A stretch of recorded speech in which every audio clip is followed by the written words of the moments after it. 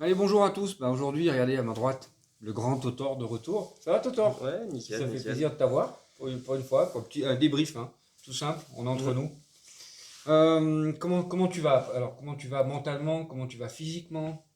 Non, tout va bien, on est à Pitstall, on prépare Zolden, J-7. Pitstall, c'est un des endroits réputés les plus difficiles pour s'entraîner, donc c'est très bien pour préparer la Coupe du Monde. Voilà, par contre, c'est très physique, euh, très difficile, ça tape beaucoup, des manches d'une minute à plus de 3000 mètres. Mais non, super content de pouvoir être là et d'être dans cette dernière ligne droite pour Zolden. C'est toujours pas simple avec mon projet géant slalom. Je suis un des derniers en France à le Justement, tenir. ça allait être ma question. Je te devance. Ouais. Vas-y, vas-y. Non, bah, l'été s'est très bien passé, mais à Ushuaia c'est pareil, il faut diviser le nombre de séances. Donc, quand les monodisciplinaires font 17-18 séances de géant ou de slalom, bah, moi ça fait 9 et 9. Donc, forcément, je vais encore me servir de cette semaine là. Là, j'en ai fait deux, il m'en reste deux, trois bonnes séances pour vraiment monter les intensités et puis arriver le mieux préparé à Zolden. Après, on sait qu'il y aura encore du temps, mais en tout cas, je me sers de tout ce qui est à ma disposition là. Ouais. Parce qu'en plus, monodiscipline, toi, tu vas faire les deux. Et moi, je sais que tu es la Formule 1, X paire de chaussures, X paire de skis. Voilà, pour ceux qui ne savent pas, lui, c'est un fou furieux. C'est tout le Donc, monde comme ça, beaucoup de monde comme non, mais ça. Ouais. ça Ouais. complique, comme tu l'as dit. Ouais. Quand tu as les deux disciplines, c'est encore plus compliqué, le matos, la préparation, Ouais. Non, le effectivement, setup. il y a vraiment une diff entre faire une discipline à plein temps et en avoir une à côté pour se changer les idées, et en faire deux en voulant être performant. Comme tu le dis, il y a le matos à gérer. C'est vrai qu'avec Salomon, on a un très très gros projet de restructuration de la course et de développement qu'on met en place depuis 2020, depuis la sortie du Covid. Et ça prend quand même du temps, il y a beaucoup de choses à faire évoluer, à passer. Donc non, faut être bien organisé, et surtout la grosse différence, et mon technicien Valentin il s'en rend vraiment compte maintenant, parce qu'avant il faisait Thomas Fanara seulement en géant.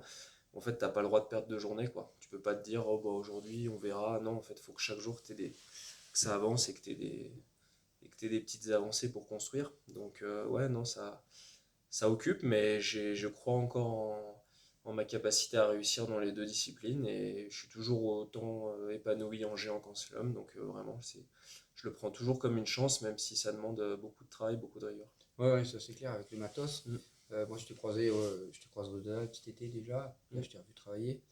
Ouais, c'est pas simple du tout. Euh, Cet été à Ushuaia, justement, sur des neiges un peu plus froides, un peu plus Mm, d'hiver. Parce que moi, je t'avais vu aux Deux Alpes sur des mm, neiges plus mm. d'été. Est-ce qu'il y a eu justement un travail spécifique sur le matos, sur tes sensations, par exemple? Ouais, alors malheureusement, la réalité d'Ushuaia, c'est la même qu'en Europe, ce qu'on vit en Europe depuis quelques années. C'est-à-dire qu'on peut avoir des journées d'hiver très froides, et puis le lendemain des journées de printemps. Donc on a vraiment ces oscillations-là. Effectivement, ça a été. Bah déjà ce printemps, c'était un retour de blessure. En fait, c'était des journées où j'étais en individuel parce que j'avais l'autorisation de reskier, et je voulais le plus possible profiter des conditions du printemps.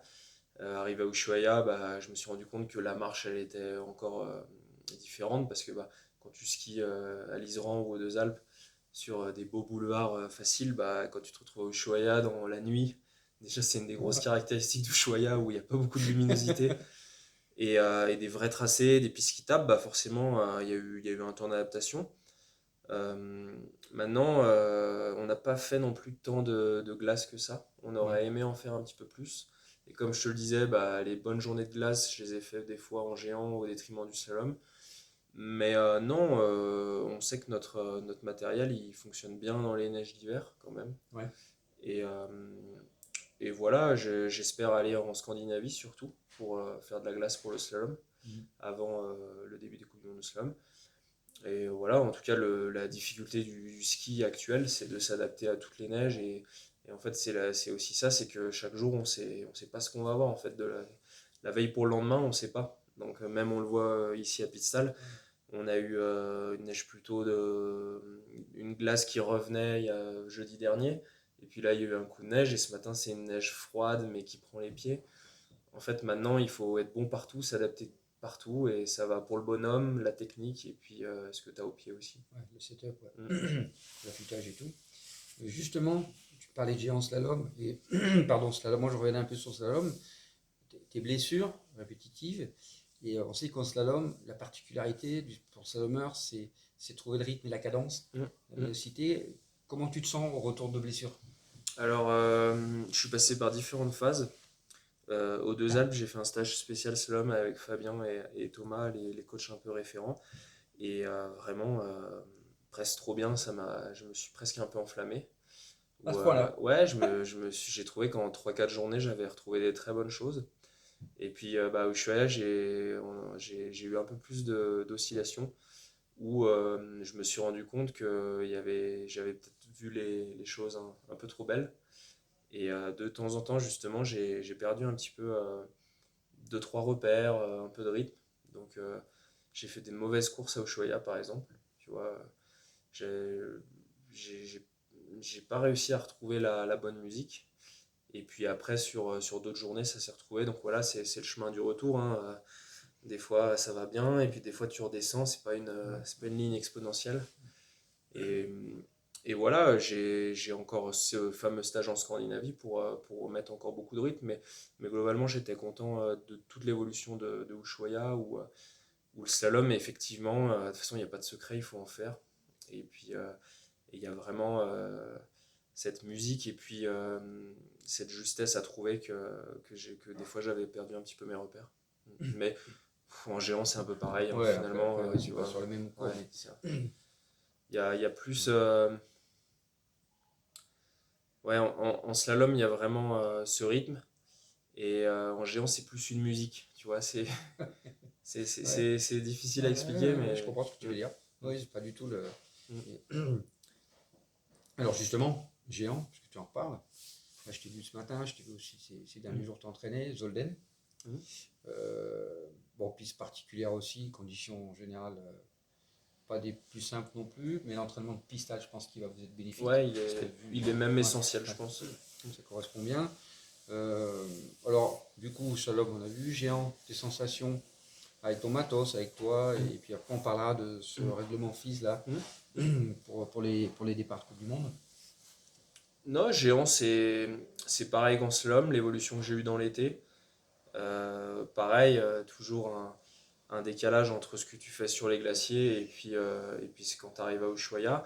Et puis après, Ushuaïa, toujours cette petite période en milieu de stage où je sais ce que je dois faire, mais j'arrive pas forcément à le mettre en place, j'ai pas forcément les automatismes. Donc du coup, il manque des petits détails, tu vois. Ce qui est sûr, c'est que dans le ski, que ce soit géant ou slalom, dès que tu as un petit peu moins de détermination, et ben, c'est des toutes petites choses qui peuvent faire vite la différence. Tu vois, tu traverses moins dans tes diagonales, tu es moins incisif sur tes reprises, et du coup, ça fait tout de suite quelque chose de moins vite et moins performant. Donc j'ai eu cette petite phase au milieu de stage, et après j'ai reçu en fait, avec les années, les expériences, je l'ai vécu plusieurs fois, c'est que j'ai l'impression on a beau me dire de faire les choses, j'ai beau les savoir en avoir conscience, bah, j'ai besoin de répéter et d'avoir ces kilomètres et ces journées et ces situations pour que ça vienne finalement en mode automatique et Ouais. instinctivement. Mais j'ai toujours une petite phase au milieu là où ouais, il faut faire un peu le dos rond et continuer à travailler. Donc là, que ça soit Géant ou Slalom, je trouve que j'en suis sorti. C'était l'objectif de ce stage Ushuaïa. Et puis maintenant, bah, l'objectif, c'est de se rapprocher du rythme de course. Ouais. Donc là, je suis plutôt content. Là, le début de Pitstall correspond à la fin d'Ushuaïa. Donc ça, c'est bien. Ouais. Et maintenant, le but, c'est d'essayer d'affiner au niveau du matériel, parce qu'il y a encore un petit peu. En fait, on est en perpétuelle évolution, donc on a eu des nouvelles choses qui viennent d'arriver là, Justement, j'allais t'en parler. qui viennent d'arriver. Et il faut que je trie un peu là-dedans, et aussi il faut que je sois bon et juste sur l'intensité et les intentions. Bon, aujourd'hui, tu vois, c'est dommage, je me trompe un petit peu. Je pense que j'ai un matériel un petit peu trop agressif, et puis j'arrive pas à m'exprimer sur les 2 premières manches. Donc, dès demain, le but, c'est quand même, avec les coachs, on veut que les premières, Ouais, elles soient ouais. dans la cible, quoi. Est-ce que là, justement, parce que pour ceux qui ne savent pas, en slalom, c'est un 165, mais en géant, ils ont la possibilité d'avoir des codes différentes. Et je sais que toi, tu es un grand chercheur et que tu es vraiment pointu là-dessus. Là aussi, en géant, tu as plus la possibilité de, je dirais pas de te perdre, mais de faire des choix Mm. sur les codes des skis. Il y a des nouveautés qui arrivent et là, c'est encore, à mon avis, plus compliqué en géant. Tu es d'accord avec moi? Ouais, on part de plus loin. En slalom, ça fait depuis 2020, donc on a vraiment un projet très structuré, très abouti. Malheureusement, c'est très frustrant. Ça fait 2 ans qu'on ne peut pas le montrer, mais on est vraiment très satisfait du travail qu'on a réalisé et on est très performant. Et je pense qu'on a ce qu'il faut au pied pour gagner les Coupes du Monde, Ouais. clairement. Et donc voilà, j'espère qu'enfin je vais pouvoir le Ouais. montrer. Et en géant, c'est quand même aussi proche parce que mine de rien, quand je me blesse à Delboden, j'ai une toute nouvelle paire de skis que j'avais eu à Noël et à Delboden, je suis dans le match quand même avec les meilleurs. Podium, ouais. Donc voilà, pareil, un peu frustré de ne pas avoir avoir eu du concret par rapport à tout le travail qui est fait et tous les investissements qui sont faits. Honnêtement, actuellement, on est, je pense, une des marques qui pousse le plus en termes d'investissement et de développement.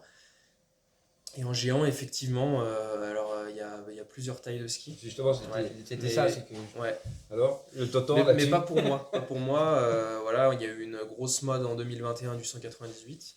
Avant, on était sur le 193, pour ceux qui ne connaissaient pas. Après, bah, il y a eu un mix de 196. Et non, moi vraiment, je suis pour l'instant sur du 193 uniquement. D'accord. Alors, un petit peu parce parce que bah, ça, c'est des moules de ski différents. Et nous, on a fait un choix de, pour l'instant, se focaliser sur cette longueur-là. Après, je peux avoir accès via le groupe Hammer et Atomic aussi aux autres longueurs. Mhm. Mais pour l'instant, on est vraiment focalisé sur notre projet de développement en France à Annecy. Et on est focalisé sur le 193. Valentin, qui est aussi passionné que moi dans ce monde de la recherche et du développement, on pense quand même que de ce qui s'est vu, le 193, en fait, le 198, il a apporté justement un peu de facilité dans la musique du géant, ce qu'on parlait. C'est-à-dire que le ski plus long t'aidait à être dans les bonnes transitions et à aller dans le bon point de déclenchement. Donc ça a amené quelque chose. Et finalement, des fois, quand on reprenait le 193, vu que le ski est plus court, on avait du mal à allonger la courbe, presque comme s'il était trop court, tu vois, parce que le géant, c'est pas forcément tourner, enfin, c'est tourner court, mais c'est pas forcément faire le virage le plus court, tu vois, c'est un peu différent du slalom.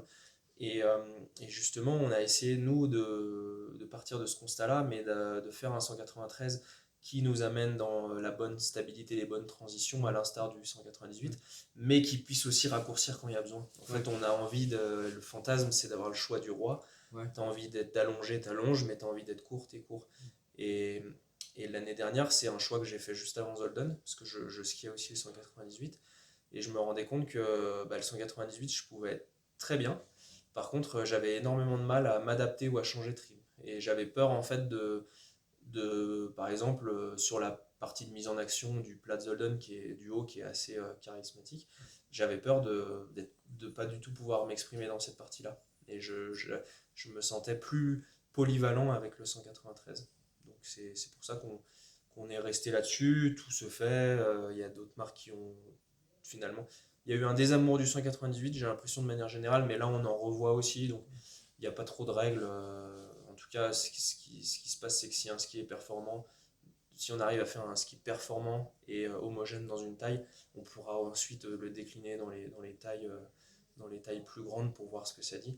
Mais d'abord, il faut sortir, il faut qu'on soit content de notre produit, quoi. Tu penses sincèrement que le 193, justement, dans la phase terminale, au lieu de boucler de temps en temps, il peut te permettre de devenir beaucoup plus, tu vois, dans la ligne de pente? Tu penses que maintenant, c'est une évolution par rapport à Bah, la en fait, difficulté le problème c'est toujours le traçage. Ouais, Et je sais pas si tu l'as vu ce matin. ouais, Faut le dire aux gens, ça, parce que le tracé. les gens se rendent pas compte des fois. Et ce matin, c'est le père Christophersen qui a tracé. Et honnêtement, c'est du carving, quoi. Donc, il n'y a pas une courbe qui lâche. Et j'aurais été curieux de me voir avec un 198 ce matin. Tu vois, est-ce que ça allait m'aider pour aller chercher les portes si loin? Ou est-ce que j'allais être trop dans la difficulté? Je sais pas. Mais voilà, je pense que actuellement, j'ai déjà bien assez dans la boîte à outils pour m'exprimer. Et peut-être, comme je te le disais, dans un second temps, quand on aura plus affiné les grandes bases, Ouais. on ira voir ce que ça dit. Mais nous, en tout cas, chez Hammer Sport, parce que j'inclus aussi Atomic, on est quand même plutôt sur des skis courts. Ouais. Il y a un extraterrestre qui a gagné beaucoup de géants l'année dernière et des fois il a des skis courts aussi, des fois a priori il a un petit peu plus des longs, mais en tout cas il y a tout qui marche quoi. Ouais, Sur ouais. d'autres marques concurrentes, il y a les trois tailles et il y a des mecs dans le top 10 avec les trois tailles sur la même course quoi. Donc Ouais. voilà, je pense que c'est vraiment à chaque athlète de trouver son équilibre. Et puis c'est toujours pareil, c'est aussi un équilibre de setup avec la plaque, les fixations et la chaussure. Donc on va peut-être prendre un plus grand ski, mais il va falloir mettre une plaque peut-être en plastique pour faciliter la chose. Et puis sur un ski plus court, on va mettre une plaque en aluminium pour apporter un peu de stabilité. Ouais. Pareil sur les coques de glace, j'imagine. Un petit peu, Ouais, ouais, un ouais. petit peu aussi, ouais. Un petit peu, c'est ce qui me fait défaut un peu ce matin, c'est que j'ai une chaussure trop agressive, je pense, sur la neige fraîche qui vient de tomber. Et tout de suite, je me fais emprisonner. Voilà, c'est des petits détails qui font des grandes diffs à la fin. Et surtout dans ce type de tracé, en fait, où dès que tu vas être un petit peu dessous ou dans la difficulté, tu vas tout de suite le payer cash. Donc il faut arriver à trouver la meilleure harmonie, ouais. Mais voilà, pour résumer, le ski court, je pense, le 193 actuellement te permet, s'il est maîtrisé, de faire de plus grandes différences sur certaines portions et de mieux t'adapter. Le 198 va être peut-être plus, entre guillemets, tolérant et régulier, mais peut-être moins adaptable aux Quand même. neiges et Ouais, aux situations de tracé. ouais, c'est clair que là, comme tu dis, entre le tracé d'aujourd'hui, le tracé d'hier, ou le tracé avant, avec les tracés version autrichienne, Mm. putain, les cadences, ça allait. Ça Ouais, fait- bah ça- hier on était à. Je crois qu'on avait des bananes à 30 mètres. Ça allait tout droit et aujourd'hui c'était l'inverse quoi. donc, Mais sensation. bon, il faut être bon partout, comme j'ai dit. C'est vrai. Voilà. Ouais, tu arrives, je dirais, plus psychologiquement à vraiment faire la part des choses où tu as la phase où tu testes et la phase où quelque part tu te prépares. Tu vois ce que je veux dire? C'est pas toujours facile quand on va à ce seuil-là de trouver. Non, c'est un long débat avec les coachs, on en parle souvent. Parce que eux, c'est des aléas du direct. Ouais, c'est les aléas du direct, autant. Avec les coachs, Ouais. on en parle souvent parce que bah, c'est sûr qu'ils considèrent que si tu veux faire des bons tests, il faut être en pleine intensité et dans des bonnes conditions. Et malheureusement, bah, c'est pas toujours le cas, tu vois, au niveau des conditions, et puis même au niveau, il y a des journées, tu es forcément un petit peu moins bien. Donc on essaye de faire la part des choses. Par exemple, c'est le cas cette semaine, on va dire que j'ai eu deux nouveaux skis, plus mes deux skis préférés de Ushuaïa, donc ça fait quand même 4 paires. Sachant qu'ici, bah, on fait pas plus de 6 manches, et encore 6 manches, c'est déjà costaud. Donc forcément, c'est difficile de trancher, de faire des choix. Donc on essaye aussi quand même de voir sur la répétition à la longueur. Donc on va se servir de ces 4 journées-là pour avoir un étalonnage. Parce que si on décide tout dès la première journée, on va passer à côté du truc. Donc non, moi de toute façon j'essaye de toujours à fond à l'entraînement, ce qui est sûr. Parce que pour moi, il n'y a que comme ça que je peux aller me rapprocher du niveau de course et donc, après, j'ai vu des exemples dans ma vie comme Hirscher qui était capable de faire des manches à 60% et puis le lendemain dans la course aller les mettre à 120. Bah ouais, moi je suis pas comme ça en fait. J'ai besoin d'élever mon niveau tout le temps et je, je vois pas comment je peux skier à 60% et dimanche mettre à 120 et pas me retrouver dehors dès la troisième porte quoi. Ouais, Donc effectivement, l'idéal ça serait d'avoir toujours des conditions parfaites et de mettre l'intensité parfaite. Malheureusement, la réalité c'est pas ça, donc on essaye de jongler avec ça, mais je pense que c'est aussi important, comme on l'a dit, et les conditions elles sont de plus en plus changeantes. Donc des fois, même sur des conditions que tu vas pas forcément rencontrer en Coupe du Monde, comme hier par exemple, c'est un petit peu trop mou avec la neige fraîche, bah tu vois, je trouve quand même l'ADN et l'esprit de ton matos, malgré tout. Ouais. Voilà, par contre, c'est sûr que bah faut sans cesse ajuster et que quelque chose des fois que tu vas trouver facile dans la neige molle, bah, peut-être ça va manquer de stabilité sur la glace. Donc il faut toujours avoir ce recul nécessaire par rapport aux conditions. Ouais, puis moi je dirais presque en plus, quand j'ai vu ces derniers jours, le setup et surtout l'affûtage. Tu es agressif, ton ski, tu le travailles plus pareil. Quoi. Ouais, effectivement. Alors ça c'est, on a envie de tester plein de choses. Tu vois, les tombées de quart, l'affûtage, il y a plein de trucs. Mais quand t'as quatre skis différents, tu peux pas. Donc là, on est sur des bases qu'on connaît, qui marchent. Et effectivement, on a toujours en tête, pour un moyen ou plus ou moins long terme, de tester des affûtages des préparations différentes, je pense, effectivement. Et c'est même des fois où là où Hirscher était très bon, c'est que des fois il amenait 8 paires de skis. Tu te disais, ouais, il y a 8 modèles, ça se trouve, c'était tous les mêmes, c'était juste des petites finitions et il savait d'adapter comme ça par rapport à la neige du moment. Mais actuellement, on peut pas se le permettre parce que on a des, on va dire des plus gros chantiers à gérer, quoi, que ça. Ouais, d'accord. Ça veut dire que si demain, aujourd'hui, tu sens un ski, je veux dire, un affûtage trop agressif, tu te dis, tiens, est-ce que demain, par exemple, Totor, est-ce que tu dis avec ton Technos demain, est-ce qu'on prend les 4, mais on change pas un peu moins agressif? Non, pas du tout. Tu dis, là, je reste comme ça et on voit demain. Non, bah tu vois, aujourd'hui, j'ai changé de chaussures. Ouais. Déjà en milieu de séance et c'était beaucoup mieux. Et du coup, demain, je repars comme ça et j'essaie de me mettre en place dès le début, quoi. D'accord. Mais effectivement, hein, il y en a qui le font, c'est aussi important. Mais ouais, c'est difficile parce que ça se trouve demain, la neige elle est raclée et puis elle est plus glace. Tu vois, peut-être ça m'arrive de temps en temps de me dire voilà, je me trouve beaucoup trop agressif, on passe un peu la gomme, tu vois, on est juste. Mais pour l'instant, test d'affûtage réel, on n'a pas le temps, on reste ça. D'accord. Bon. Pour Zolden, c'est bientôt, hein? C'est dans combien de jours? C'est dans 6 jours. 6 jours. Ça fait bizarre. Ouais, ça fait bizarre.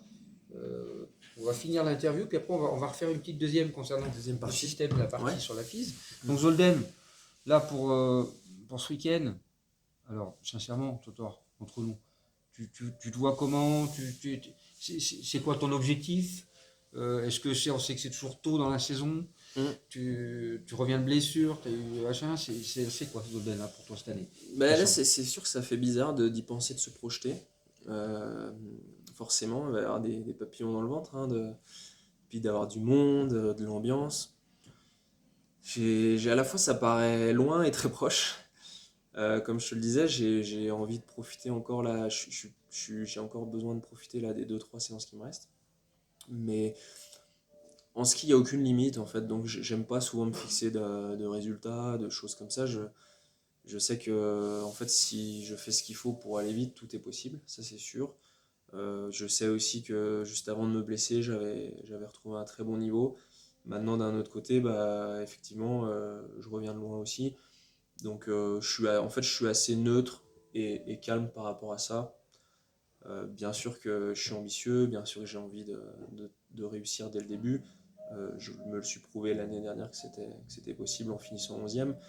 Donc, là, je suis pas encore rentré dans Zolden. Je pense que jeudi, en arrivant là-bas, j'y serai. Là, j'ai à cœur quand même de profiter des dernières journées ici qui me restent pour continuer à monter le curseur. Et après, à moi de mettre les bonnes choses en place. Voilà, mais il n'y a pas de raison en fait. J'ai à la fois pas énorme de repères parce que on n'a pas non plus fait énormément de très haute intensité et énormément de confrontation. À la fois, le peu que je vois là montre qu'il y a des bonnes choses. Donc moi, l'essentiel, c'est que je me sens en pleine possession de mes moyens, que tous les feux sont au vert, et à moi de gérer ça et de profiter de ce moment aussi quand même. Faut pas l'oublier parce que quand tu fais 2 hivers maintenant sur le canapé, c'est un peu ce que je disais l'année dernière, tu vois les choses un peu différemment. Donc j'ai déjà à moi de profiter de ce moment qui va m'être donné. Ouais. D'accord, parfait. Bon, alors bonne chance pour ce week-end. Merci. Je ne sais pas si je vais venir, mais de toute façon, je vais devoir regarder l'écran, c'est clair, pour faire une analyse. Et puis là, on arrête pour l'instant, puis on va reprendre dans quelques minutes, puisqu'on va attaquer un sujet un peu particulier avec la FISE.